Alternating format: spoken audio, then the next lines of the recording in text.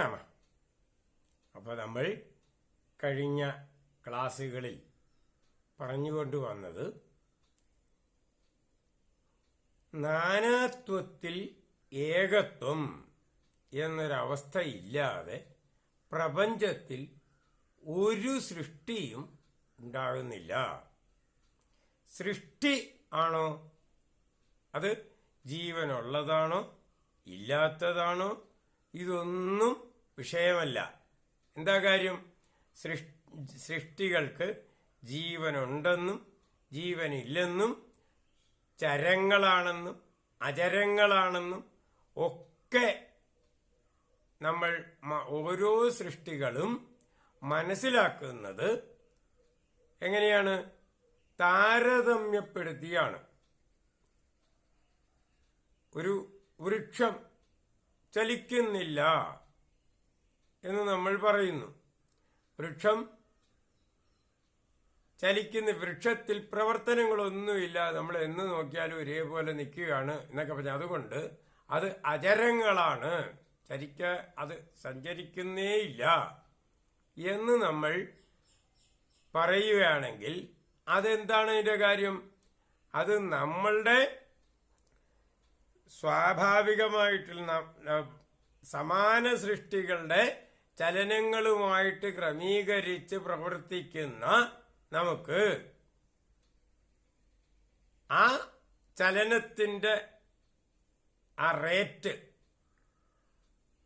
ഈ മരങ്ങളുടെ ചലനത്തിന്റെ റേറ്റുമായിട്ട് താരതമ്യപ്പെടുത്തുമ്പോൾ ഡിസ്റ്റിങ്വിഷ് ചെയ്യാൻ പറ്റാത്ത, തിരിച്ചറിയാൻ പറ്റാത്ത വിധത്തിലായതുകൊണ്ടാണ് അതിന് വളർച്ചയില്ല, തളർച്ചയില്ല, അങ്ങോട്ടും ഇങ്ങോട്ടും അനങ്ങുന്നില്ല എന്നൊക്കെ പറയും. പക്ഷേ നമ്മൾ ഇത് വളരെ കാലം കൊണ്ട് ഇതിന് മാറ്റം വരും.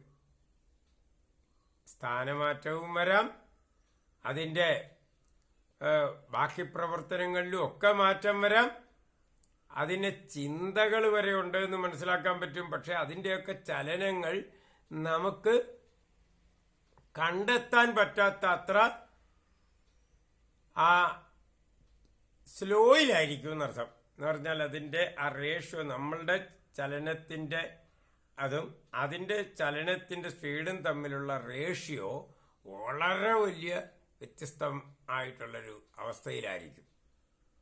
അതുകൊണ്ട് മനസ്സിലാകില്ല. നമ്മൾ ക്ലോക്കിൽ നേരത്തെയൊക്കെ പറഞ്ഞിട്ടുണ്ട്, ക്ലോക്കിൽ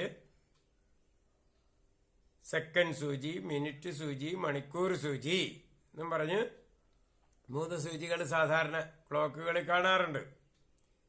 അപ്പോൾ സെക്കൻഡ് സൂചി നല്ല സ്പീഡിൽ കറങ്ങുന്നതായിട്ട് നമുക്ക് കാണാൻ കഴിയും. മിനിറ്റ് സൂചി കറങ്ങണത് മനസ്സിലാക്കണമെങ്കിൽ നമ്മൾ വളരെയധികം ശ്രദ്ധിക്കണം. പക്ഷെ മണിക്കൂർ സൂചി കറങ്ങണത് മനസ്സിലാക്കാൻ അതിനേക്കാളൊക്കെ വളരെ പാടാണ്. അത് നിശ്ചലമായിരിക്കും നമ്മളെ സംബന്ധിച്ച്. അപ്പോൾ ഒരു ദിവസ സൂചിയും കൂടി ഉണ്ടെങ്കിലോ അത് നമുക്ക് ഒട്ടും മനസ്സിലാകില്ല. അതുപോലെയാണ് നമ്മളുടെ ആയുസിന്റെ അത്രയും വലിപ്പമുള്ള ഒരു 100 കൊല്ലം കൂടുമ്പോഴാണ് ഇതിന്റെ കറക്കങ്ങളുള്ള അതുപോലത്തെ ഒരു സൂചിയും കൂടെ ഇതിനകത്തുണ്ടെങ്കിൽ അതൊരിക്കലും ഒരു മനുഷ്യന് അതിന്റെ അനക്കം എത്ര വലിയ ശ്രമം ചെയ്താലും മനസ്സിലാക്കാൻ പ്രയാസം വരും. കിട്ടിയോ? അതുകൊണ്ടാണ് നമ്മളുടെ ചലനങ്ങൾ എന്ന് പറയുന്നത് നമുക്ക് മനസ്സിലാക്കുന്നത്, എന്തിനേയും നമ്മൾ ചലനങ്ങളെല്ലാം മനസ്സിലാക്കുന്നത് മറ്റൊന്നിനെ സ്ഥിരമായിട്ടുള്ള അവസ്ഥയിലേക്ക് നമ്മൾ ആട്രിബ്യൂട്ട് ചെയ്യുക, അതിനോട് താരതമ്യപ്പെടുത്തിയാണ്. മനസ്സിലുണ്ടോ? ഇത് ഐൻസ്റ്റൈൻ്റെ റിലേറ്റിവിറ്റി തിയറി വരുന്നതിനൊക്കെ എത്രയോ മുമ്പേ ഋഷിമാര് ഇതിനെയൊക്കെ കണ്ടുപിടിച്ചിട്ടാണ് അതിനെ നമുക്ക് മനസ്സിലാകാൻ വേണ്ടിയിട്ട് ഓരോ കഥകളുടെ രൂപത്തിൽ കേൾക്കുമ്പോൾ ഒരർത്ഥവുമില്ല എന്ന് തോന്നുന്ന കഥകളുടെ രൂപത്തിലാണ് ഈ തിയറിയൊക്കെ നമ്മളെ മനസ്സിലാക്കിക്കാൻ ശ്രമിച്ചത്. എന്ത് കാര്യവും നമ്മുടെ ജീവിതം തന്നെ എന്താണ്? റിലേറ്റീവാണ്. ഓരോ സൃഷ്ടിയും അവരവരുടെ ആ സംസ്കാരത്തിനനുസരിച്ചിട്ടാണ് അത് എല്ലാ കാര്യങ്ങളും മനസ്സിലാക്കുന്നതും പ്രവർത്തിക്കുന്നതും. ഒന്നിനെ നിശ്ചലമാക്കി നിർത്തിക്കൊണ്ട് മറ്റൊന്നിന്റെ ചലനം അളക്കാനേ നമുക്ക് പറ്റുള്ളൂ. ഭൂമി ചലിക്കുകയാണെന്ന് കണ്ടു കഴിഞ്ഞാൽ നമ്മളുടെ ആരുടെയും ചലനം നമുക്കറിയാൻ പറ്റുകയില്ല. എന്താ കാര്യം? ഭൂമി ഇങ്ങനെ സ്വയം അച്ചുതണ്ടിൽ തിരിയുന്നത് തന്നെ ലൈറ്റിന്റെ ഒരു 1/3 സ്പീഡിലാണ്. ലൈറ്റിന്റെ സ്പീഡ് എന്ന് പറഞ്ഞാൽ നിങ്ങൾക്ക് പെട്ടെന്ന് മനസ്സിലാകും, പഠിച്ചിട്ടൊക്കെ ഉണ്ട് സ്കൂളിൽ. 3,00,000 km/s എന്നൊക്കെ ഉള്ള ആ സ്പീഡിൽ ചലിക്കുമ്പോൾ അതിനേക്കാൾ വളരെ കുറഞ്ഞ സ്പീഡിലാണെങ്കിൽ പോലും ഭൂമിയും വളരെ വലിയ സ്പീഡിലാണ് ചലിച്ചുകൊണ്ടിരിക്കുന്നത്. ലൈറ്റിന്റെ 1/3 സ്പീഡിന്റെ അടുക്കൊക്കെയാണ് ഇത് ചലിച്ചുകൊണ്ടിരിക്കുന്നതെന്ന് പറഞ്ഞാൽ പിന്നെ എന്ത് ചെയ്യും? അപ്പോൾ ഈ കാര്യം നമ്മൾ എന്താണ്, ഈ ഭൂമിയുടെ ചലനം എന്നുള്ള അവസ്ഥ നമ്മൾ മറന്നുകൊണ്ടല്ല, നമ്മൾ അനുഭവിക്കാതെ അതിനെ സ്ഥിരമായിട്ട് നിൽക്കുന്ന ഒരു ഒബ്ജക്റ്റ് ആണെന്ന് മനസ്സിലാക്കിയാലേ അതിന്റെ പുറത്തുകൂടി നമുക്ക് നടക്കാനോ ഓടാനോ പല മത്സരങ്ങൾ നടത്താനോ ഡാൻസ് കളിക്കാനോ എന്തിനു വേണമെങ്കിലും നമുക്ക് കഴിയുള്ളൂ. ഇത് അത്രയും സ്പീഡിൽ കറങ്ങുകയാണെന്ന് പറഞ്ഞാൽ നമുക്ക് ചിന്തിക്കാൻ കൂടി പറ്റുകയില്ല. എന്ന് വെച്ചാൽ നമ്മൾ ഭയത്തിൽ അങ്ങനെ എപ്പോഴാണ് തെറിച്ചു പോകണമെന്ന് പറഞ്ഞാൽ ഭയം, മനസ്സിലുണ്ടോ? അതുകൊണ്ട് നമ്മൾക്ക് എന്ത് പ്രവർത്തനങ്ങളും അതിന് ഒന്നിനെ സ്ഥിരമായിട്ട് നിർത്തുന്നതായിട്ട് അതിനെ ആരോപിക്കണം.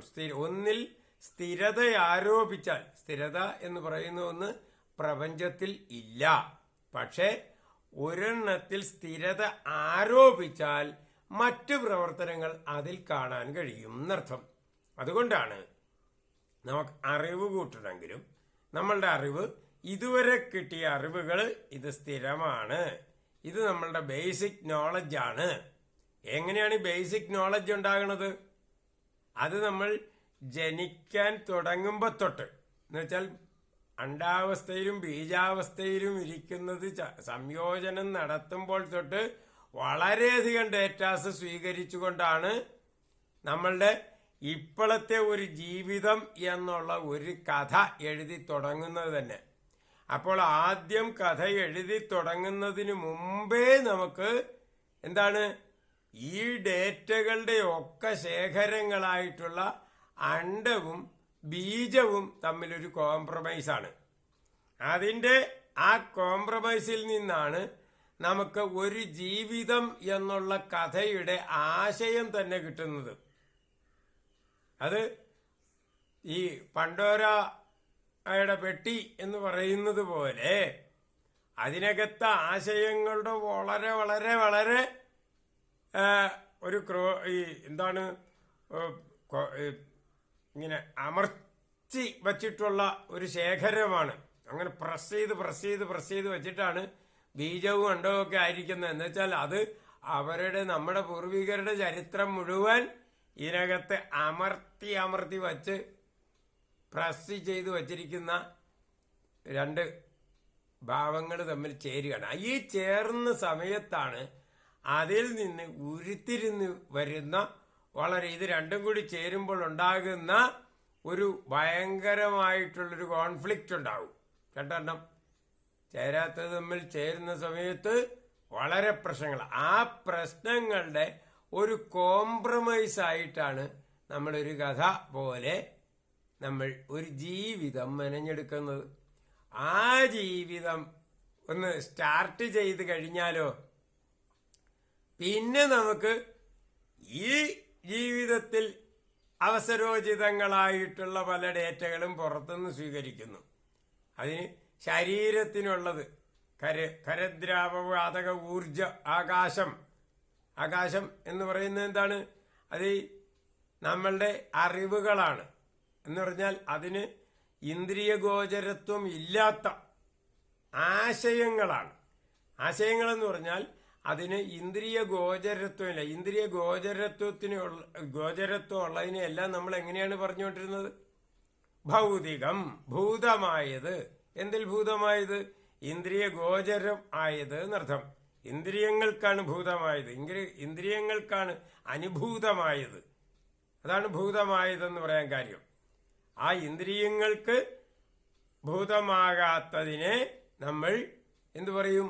ആത്മീയം എന്ന് പറയും. ഇന്ദ്രിയങ്ങൾക്ക് അനുഭൂതമായതിനെ നമ്മൾ ഭൂതമായത് അല്ലെങ്കിൽ ഭൗതികം എന്ന് പറയും. ഇത്രയേ ഉള്ളൂ.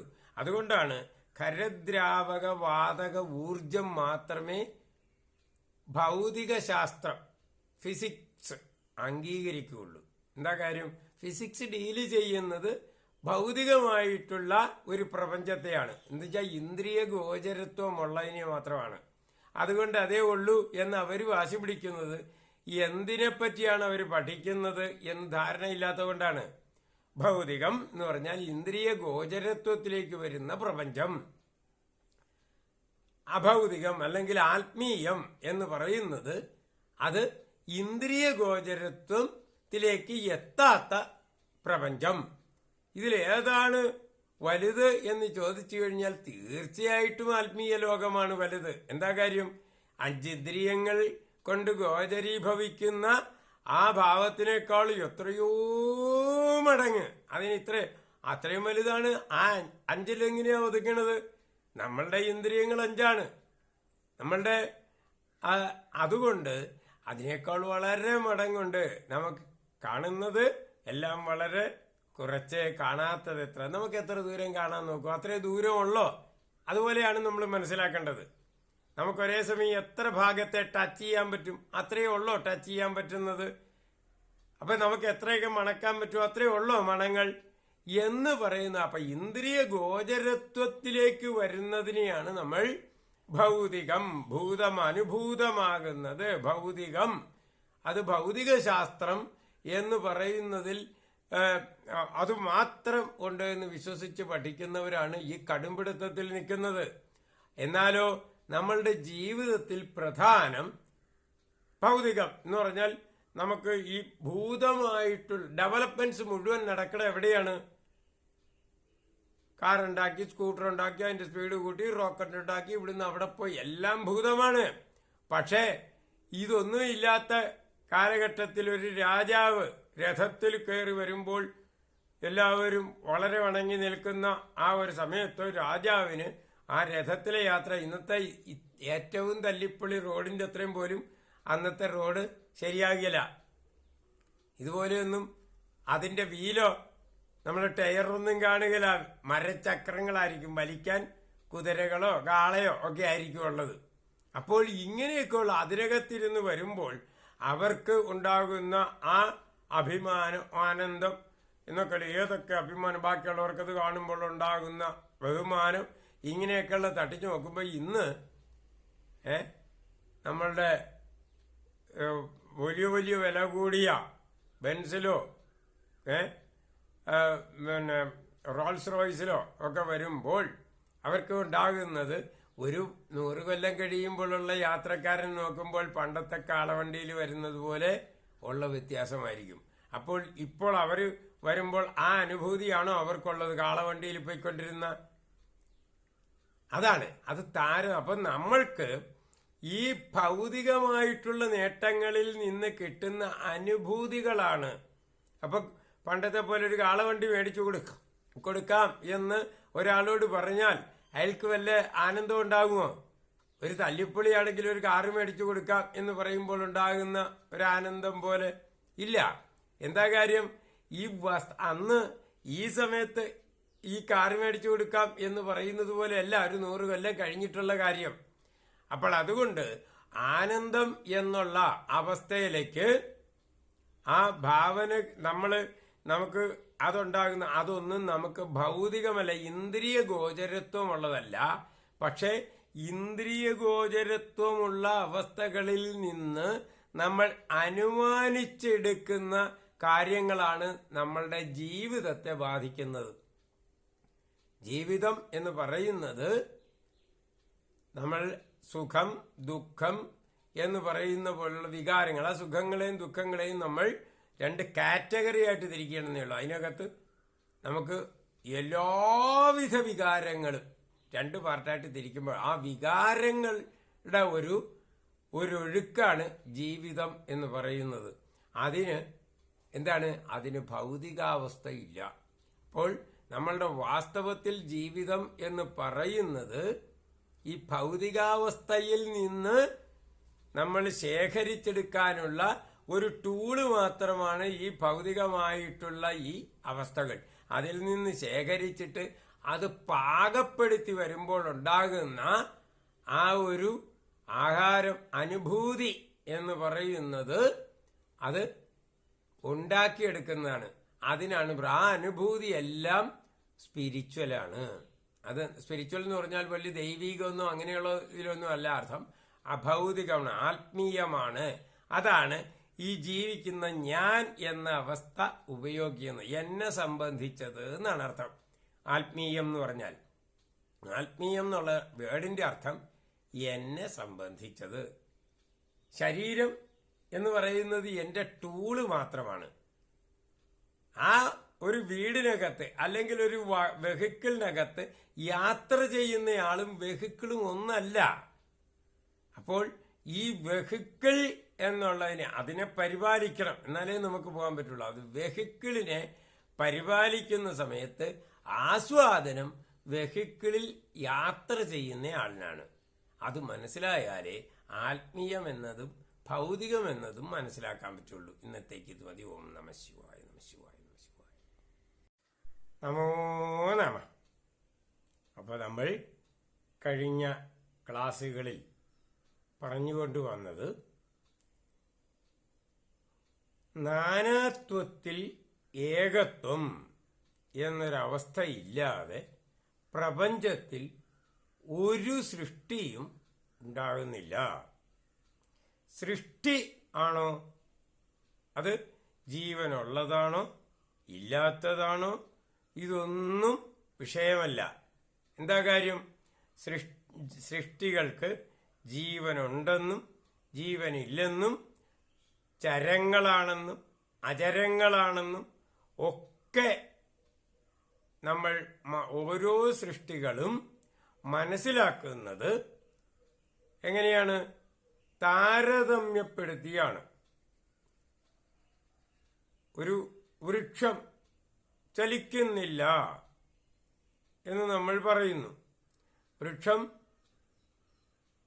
ചലിക്കുന്ന, വൃക്ഷത്തിൽ പ്രവർത്തനങ്ങളൊന്നുമില്ല, നമ്മൾ എന്ന് നോക്കിയാലും ഒരേപോലെ നിൽക്കുകയാണ് എന്നൊക്കെ പറഞ്ഞാൽ അതുകൊണ്ട് അത് അചരങ്ങളാണ്, അത് സഞ്ചരിക്കുന്നേയില്ല എന്ന് നമ്മൾ പറയുകയാണെങ്കിൽ അതെന്താണ് അതിന്റെ കാര്യം?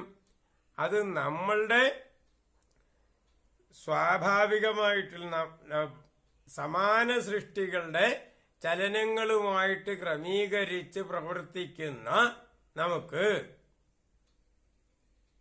ആ ചലനത്തിന്റെ ആ റേറ്റ് ഈ മരങ്ങളുടെ ചലനത്തിന്റെ റേറ്റുമായിട്ട് താരതമ്യപ്പെടുത്തുമ്പോൾ ഡിസ്റ്റിങ്വിഷ് ചെയ്യാൻ പറ്റാത്ത, തിരിച്ചറിയാൻ പറ്റാത്ത വിധത്തിലായതുകൊണ്ടാണ് അതിന് വളർച്ചയില്ല, തളർച്ചയില്ല, അങ്ങോട്ടും ഇങ്ങോട്ടും അനങ്ങുന്നില്ല എന്നൊക്കെ പറയും. പക്ഷേ നമ്മൾ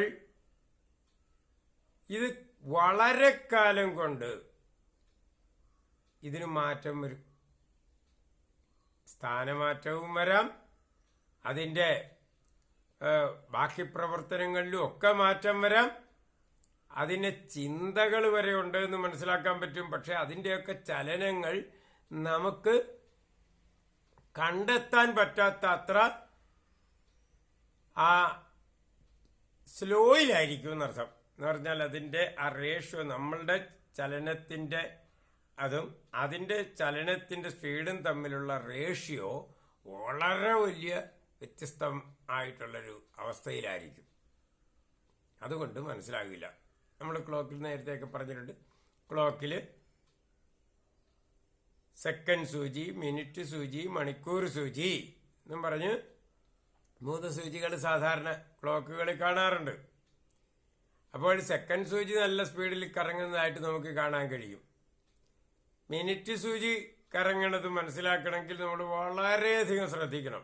പക്ഷെ മണിക്കൂർ സൂചി കറങ്ങണത് മനസ്സിലാക്കാൻ അതിനേക്കാളൊക്കെ വളരെ പാടാണ്. അത് നിശ്ചലമായിരിക്കും നമ്മളെ സംബന്ധിച്ച്. അപ്പോൾ ഒരു ദിവസ സൂചിയും കൂടി ഉണ്ടെങ്കിലോ അത് നമുക്ക് ഒട്ടും മനസ്സിലാകില്ല. അതുപോലെയാണ് നമ്മളുടെ ആയുസിന്റെ അത്രയും വലിപ്പമുള്ള ഒരു 100 കൊല്ലം കൂടുമ്പോഴാണ് ഇതിന്റെ കറക്കങ്ങളുള്ള അതുപോലത്തെ ഒരു സൂചിയും കൂടെ ഇതിനകത്തുണ്ടെങ്കിൽ അതൊരിക്കലും ഒരു മനുഷ്യന് അതിന്റെ അനക്കം എത്ര വലിയ ശ്രമം ചെയ്താലും മനസ്സിലാക്കാൻ പ്രയാസം വരും. കിട്ടിയോ? അതുകൊണ്ടാണ് നമ്മളുടെ ചലനങ്ങൾ എന്ന് പറയുന്നത് നമുക്ക് മനസ്സിലാക്കുന്നത്, എന്തിനേയും നമ്മൾ ചലനങ്ങളെല്ലാം മനസ്സിലാക്കുന്നത് മറ്റൊന്നിനെ സ്ഥിരമായിട്ടുള്ള അവസ്ഥയിലേക്ക് നമ്മൾ ആട്രിബ്യൂട്ട് ചെയ്യുക, അതിനോട് താരതമ്യപ്പെടുത്തിയാണ്. മനസ്സിലുണ്ടോ? ഇത് ഐൻസ്റ്റൈൻ്റെ റിലേറ്റിവിറ്റി തിയറി വരുന്നതിനൊക്കെ എത്രയോ മുമ്പേ ഋഷിമാര് ഇതിനെയൊക്കെ കണ്ടുപിടിച്ചിട്ടാണ് അതിനെ നമുക്ക് മനസ്സിലാകാൻ വേണ്ടിയിട്ട് ഓരോ കഥകളുടെ രൂപത്തിൽ കേൾക്കുമ്പോൾ ഒരർത്ഥവുമില്ല എന്ന് തോന്നുന്ന കഥകളുടെ രൂപത്തിലാണ് ഈ തിയറിയൊക്കെ നമ്മളെ മനസ്സിലാക്കിക്കാൻ ശ്രമിച്ചത്. എന്ത് കാര്യവും നമ്മുടെ ജീവിതം തന്നെ എന്താണ്? റിലേറ്റീവാണ്. ഓരോ സൃഷ്ടിയും അവരവരുടെ ആ സംസ്കാരത്തിനനുസരിച്ചിട്ടാണ് അത് എല്ലാ കാര്യങ്ങളും മനസ്സിലാക്കുന്നതും പ്രവർത്തിക്കുന്നതും. ഒന്നിനെ നിശ്ചലമാക്കി നിർത്തിക്കൊണ്ട് മറ്റൊന്നിന്റെ ചലനം അളക്കാനേ നമുക്ക് പറ്റുള്ളൂ.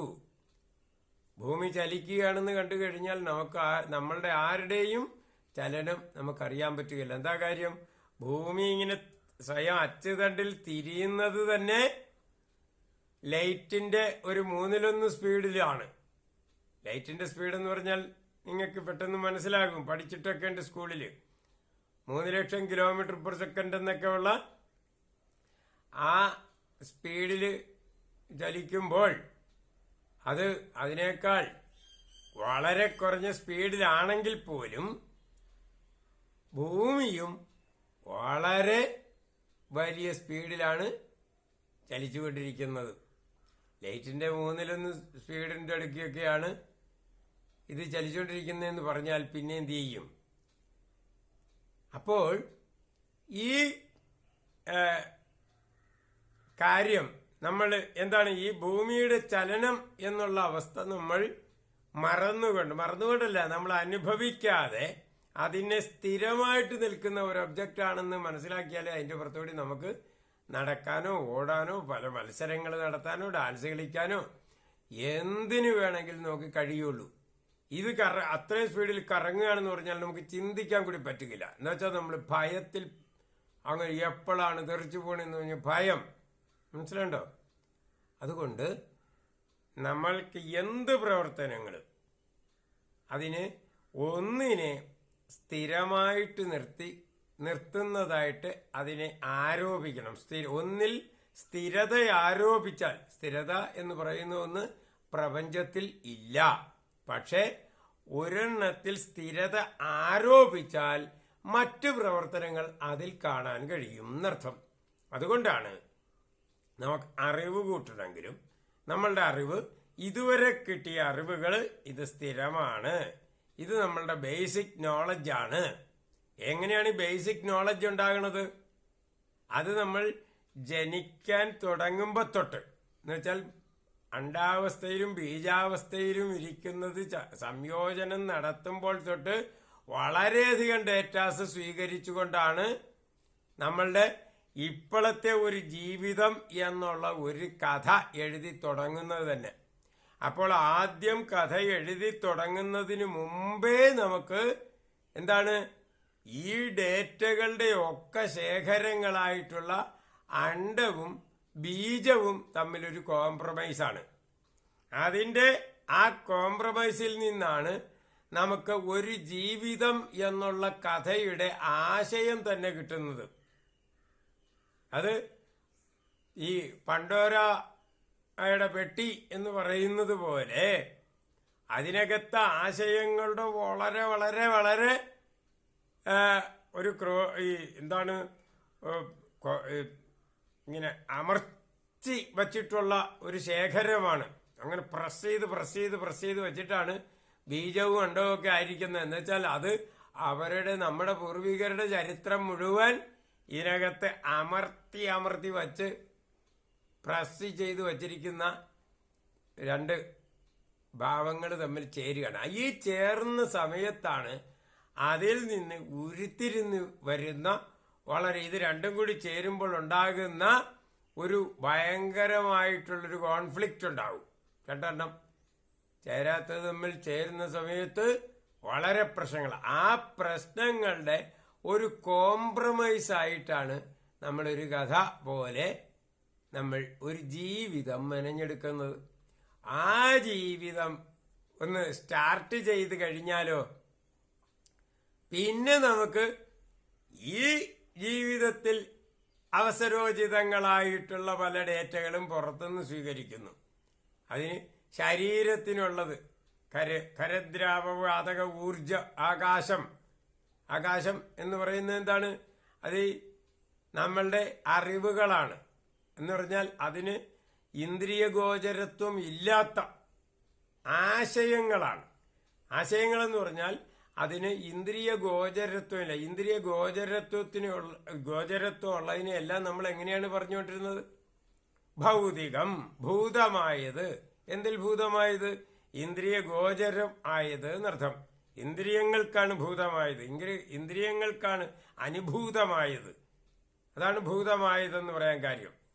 ആ ഇന്ദ്രിയങ്ങൾക്ക് ഭൂതമാകാത്തതിനെ നമ്മൾ എന്തു പറയും? ആത്മീയം എന്ന് പറയും. ഇന്ദ്രിയങ്ങൾക്ക് അനുഭൂതമായതിനെ നമ്മൾ ഭൂതമായത് അല്ലെങ്കിൽ ഭൗതികം എന്ന് പറയും. ഇത്രയേ ഉള്ളൂ. അതുകൊണ്ടാണ് ഖരദ്രാവക വാതക ഊർജം മാത്രമേ ഭൗതിക ശാസ്ത്രം, ഫിസിക്സ് അംഗീകരിക്കുകയുള്ളൂ. എന്താ കാര്യം? ഫിസിക്സ് ഡീല് ചെയ്യുന്നത് ഭൗതികമായിട്ടുള്ള ഒരു പ്രപഞ്ചത്തെയാണ്. എന്നുവെച്ചാൽ ഇന്ദ്രിയ ഗോചരത്വമുള്ളതിനെ മാത്രമാണ്. അതുകൊണ്ട് അതേ ഉള്ളൂ എന്ന് അവർ വാശി പിടിക്കുന്നത് എന്തിനെ പറ്റിയാണ് അവർ പഠിക്കുന്നത് എന്ന് ധാരണയില്ലാത്തത് കൊണ്ടാണ്. ഭൗതികം എന്ന് പറഞ്ഞാൽ ഇന്ദ്രിയ ഗോചരത്വത്തിലേക്ക് വരുന്ന പ്രപഞ്ചം. അഭൗതികം അല്ലെങ്കിൽ ആത്മീയം എന്ന് പറയുന്നത് അത് ഇന്ദ്രിയ ഗോചരത്വത്തിലേക്ക് എത്താത്ത പ്രപഞ്ചം. ഇതിലേതാണ് വലുത് എന്ന് ചോദിച്ചു കഴിഞ്ഞാൽ തീർച്ചയായിട്ടും ആത്മീയ ലോകമാണ് വലുത്. എന്താ കാര്യം? അഞ്ചിന്ദ്രിയങ്ങൾ കൊണ്ട് ഗോചരീഭവിക്കുന്ന ആ ഭാവത്തിനേക്കാൾ എത്രയോ മടങ്ങ് അത്രയും വലുതാണ്. ആ അഞ്ചിലെങ്ങനെയാ ഒതുക്കണത്? നമ്മളുടെ ഇന്ദ്രിയങ്ങൾ 5 നമ്മളുടെ അതുകൊണ്ട് അതിനേക്കാൾ വളരെ മടങ്ങുണ്ട്. നമുക്ക് കാണുന്നത് എല്ലാം വളരെ കുറച്ചേ കാണാത്തത്. നമുക്ക് എത്ര ദൂരം കാണാൻ നോക്കും? അത്രേ ദൂരമുള്ളോ? അതുപോലെയാണ് നമ്മൾ മനസ്സിലാക്കേണ്ടത്. നമുക്ക് ഒരേ സമയം എത്ര ഭാഗത്തെ ടച്ച് ചെയ്യാൻ പറ്റും? അത്രയേ ഉള്ളോ ടച്ച് ചെയ്യാൻ പറ്റുന്നത്? അപ്പൊ നമുക്ക് എത്രയൊക്കെ മണക്കാൻ പറ്റും? അത്രയേ ഉള്ളോ മണങ്ങൾ എന്ന് പറയുന്ന. അപ്പൊ ഇന്ദ്രിയ ഗോചരത്വത്തിലേക്ക് വരുന്നതിനെയാണ് നമ്മൾ ഭൗതികം, ഭൂതം അനുഭൂതമാകുന്നത് ഭൗതികം. അത് ഭൗതിക ശാസ്ത്രം എന്ന് പറയുന്നതിൽ അത് മാത്രം ഉണ്ട് എന്ന് വിശ്വസിച്ച് പഠിക്കുന്നവരാണ് ഈ കടുംപിടുത്തത്തിൽ നിൽക്കുന്നത്. എന്നാലോ നമ്മളുടെ ജീവിതത്തിൽ പ്രധാനം ഭൗതികം എന്ന് പറഞ്ഞാൽ നമുക്ക് ഈ ഭൂതമായിട്ടുള്ള ഡെവലപ്മെന്റ്സ് മുഴുവൻ നടക്കണ എവിടെയാണ്? കാറുണ്ടാക്കി, സ്കൂട്ടർ ഉണ്ടാക്കി, അതിന്റെ സ്പീഡ് കൂട്ടി, റോക്കറ്റ് ഉണ്ടാക്കി, ഇവിടുന്ന് അവിടെ പോയി, എല്ലാം ഭൂതമാണ്. പക്ഷേ ഇതൊന്നും ഇല്ലാത്ത കാലഘട്ടത്തിൽ ഒരു രാജാവ് രഥത്തിൽ കയറി വരുമ്പോൾ എല്ലാവരും വളരെ വണങ്ങി നിൽക്കുന്ന ആ ഒരു സമയത്ത് രാജാവിന് ആ രഥത്തിലെ യാത്ര, ഇന്നത്തെ ഏറ്റവും തല്ലിപ്പൊളി റോഡിന്റെ അത്രയും പോലും അന്നത്തെ റോഡ് ശരിയാകില്ല. ഇതുപോലെയൊന്നും അതിന്റെ വീലോ നമ്മുടെ ടയറൊന്നും കാണുകയില്ല. മരചക്രങ്ങളായിരിക്കും, വലിക്കാൻ കുതിരകളോ കാളയോ ഒക്കെ ആയിരിക്കും ഉള്ളത്. അപ്പോൾ ഇങ്ങനെയൊക്കെയുള്ള അതിനകത്തിരുന്ന് വരുമ്പോൾ അവർക്ക് ഉണ്ടാകുന്ന ആ അഭിമാനം, ആനന്ദം എന്നൊക്കെ, ഏതൊക്കെ അഭിമാനം, ബാക്കിയുള്ളവർക്കത് കാണുമ്പോൾ ഉണ്ടാകുന്ന ബഹുമാനം, ഇങ്ങനെയൊക്കെയുള്ള തട്ടിച്ചു നോക്കുമ്പോൾ ഇന്ന് നമ്മളുടെ വലിയ വലിയ വില കൂടിയ ബെൻസിലോ പിന്നെ റോൾസ് റോയ്സിലോ ഒക്കെ വരുമ്പോൾ അവർക്ക് ഉണ്ടാകുന്നത് ഒരു 100 കൊല്ലം കഴിയുമ്പോഴുള്ള യാത്രക്കാരൻ നോക്കുമ്പോൾ പണ്ടത്തെ കാളവണ്ടിയിൽ വരുന്നത് പോലെ ഉള്ള വ്യത്യാസമായിരിക്കും. അപ്പോൾ ഇപ്പോൾ അവർ വരുമ്പോൾ ആ അനുഭൂതിയാണോ അവർക്കുള്ളത് കാളവണ്ടിയിൽ പോയിക്കൊണ്ടിരുന്ന? അതാണ് അത് താരം. അപ്പം നമ്മൾക്ക് ഈ ഭൗതികമായിട്ടുള്ള നേട്ടങ്ങളിൽ നിന്ന് കിട്ടുന്ന അനുഭൂതികളാണ്. അപ്പൊ പണ്ടത്തെ പോലെ ഒരു കാളവണ്ടി മേടിച്ചു കൊടുക്കാം എന്ന് ഒരാളോട് പറഞ്ഞാൽ അയാൾക്ക് വല്ല ആനന്ദം ഉണ്ടാകുമോ? ഒരു തല്ലിപ്പൊളിയാണെങ്കിൽ ഒരു കാറ് മേടിച്ചു കൊടുക്കാം എന്ന് പറയുമ്പോൾ ഉണ്ടാകുന്ന ഒരു ആനന്ദം പോലെ ഇല്ല. എന്താ കാര്യം? അന്ന് ഈ സമയത്ത് ഈ കാറ് മേടിച്ചു കൊടുക്കാം എന്ന് പറയുന്നത് പോലെ അല്ല ഒരു 100 കൊല്ലം കഴിഞ്ഞിട്ടുള്ള കാര്യം. അപ്പോൾ അതുകൊണ്ട് ആനന്ദം എന്നുള്ള അവസ്ഥയിലേക്ക് ആ ഭാവന നമുക്ക് അതുണ്ടാകുന്ന അതൊന്നും നമുക്ക് ഭൗതികമല്ല, ഇന്ദ്രിയ ഗോചരത്വമുള്ളതല്ല. പക്ഷെ ഇന്ദ്രിയ ഗോചരത്വമുള്ള അവസ്ഥകളിൽ നിന്ന് നമ്മൾ അനുമാനിച്ചെടുക്കുന്ന കാര്യങ്ങളാണ് നമ്മളുടെ ജീവിതത്തെ ബാധിക്കുന്നത്. ജീവിതം എന്ന് പറയുന്നത് നമ്മൾ സുഖം ദുഃഖം എന്ന് പറയുന്ന പോലുള്ള വികാരങ്ങൾ, ആ സുഖങ്ങളെയും ദുഃഖങ്ങളെയും നമ്മൾ 2 കാറ്റഗറി ആയിട്ട് തിരിക്കണമെന്നേ ഉള്ളൂ. അതിനകത്ത് നമുക്ക് എല്ലാവിധ വികാരങ്ങളും 2 പാർട്ടായിട്ട് തിരിക്കുമ്പോൾ ആ വികാരങ്ങളുടെ ഒരു ഒഴുക്കാണ് ജീവിതം എന്ന് പറയുന്നത്. അതിന് ഭൗതികാവസ്ഥയില്ല. അപ്പോൾ നമ്മളുടെ വാസ്തവത്തിൽ ജീവിതം എന്ന് പറയുന്നത് ഈ ഭൗതികാവസ്ഥയിൽ നിന്ന് നമ്മൾ ശേഖരിച്ചെടുക്കാനുള്ള ഒരു ടൂള് മാത്രമാണ് ഈ ഭൗതികമായിട്ടുള്ള ഈ അവസ്ഥകൾ. അതിൽ നിന്ന് ശേഖരിച്ചിട്ട് അത് പാകപ്പെടുത്തി വരുമ്പോൾ ഉണ്ടാകുന്ന ആ ഒരു ആഹാരം അനുഭൂതി എന്ന് പറയുന്നത് അത് ഉണ്ടാക്കിയെടുക്കുന്നതാണ്. അതിനാണ് ആ അനുഭൂതി എല്ലാം സ്പിരിച്വലാണ്. അത് സ്പിരിച്വൽ എന്ന് പറഞ്ഞാൽ വലിയ ദൈവികമൊന്നും അങ്ങനെയുള്ള ഇതിലൊന്നും അല്ല അർത്ഥം. അഭൗതികമാണ്, ആത്മീയമാണ്. അതാണ് ഈ ജീവിക്കുന്ന ഞാൻ എന്ന അവസ്ഥ ഉപയോഗിക്കുന്നത്. എന്നെ സംബന്ധിച്ചത് എന്നാണ് അർത്ഥം ആത്മീയം എന്ന് പറഞ്ഞാൽ. ആത്മീയം എന്നുള്ള വേർഡിന്റെ അർത്ഥം എന്നെ സംബന്ധിച്ചത്. ശരീരം എന്ന് പറയുന്നത് എന്റെ ടൂള് മാത്രമാണ്. ആ ഒരു വീടിനകത്ത് അല്ലെങ്കിൽ ഒരു വെഹിക്കിളിനകത്ത് യാത്ര ചെയ്യുന്നയാളും വെഹിക്കിളും ഒന്നല്ല. അപ്പോൾ ഈ വെഹിക്കിൾ അതിനെ പരിപാലിക്കണം, എന്നാലേ നമുക്ക് പോകാൻ പറ്റുള്ളൂ. അത് വെഹിക്കിളിനെ പരിപാലിക്കുന്ന സമയത്ത് ആസ്വാദനം വെഹിക്കിളിൽ യാത്ര ചെയ്യുന്ന ആളിനാണ്. അത് മനസ്സിലായാലേ ആത്മീയം എന്നതും ഭൗതികം എന്നതും മനസ്സിലാക്കാൻ പറ്റുള്ളൂ. ഇന്നത്തേക്ക് ഇത് മതി. ഓം നമഃ ശിവായ.